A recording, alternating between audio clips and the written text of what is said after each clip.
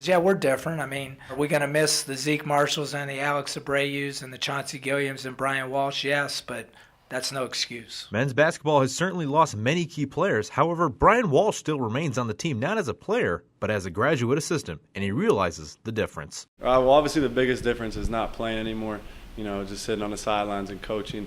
But I'd say that is probably the biggest. The other thing is, you can see a lot more now that I'm coaching. I'm watching a lot more than instead of being in there and playing. I'm able to, see plays and see how they develop more now than I have as a player.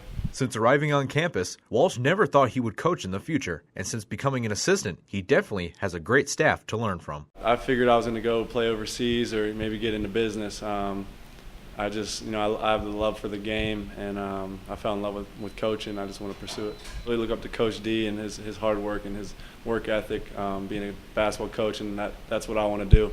And I couldn't think of a better person to learn from him and the rest of the staff here. Walsh already has a great repertoire with his teammates, and this has certainly helped him begin his coaching experience. Good relationships with all the guys, even the freshmen. I helped bring them in, recruiting them. So I got good relationships with all of them. Sometimes they give me a hard time, but I still get to practice with them, so I can still go out there and give them a bucket or two.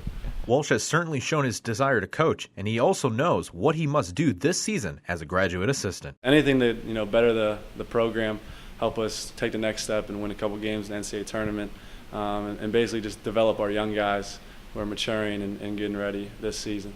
Walsh knows what it is like to play basketball, and now he begins his new path to know what it is like to coach it.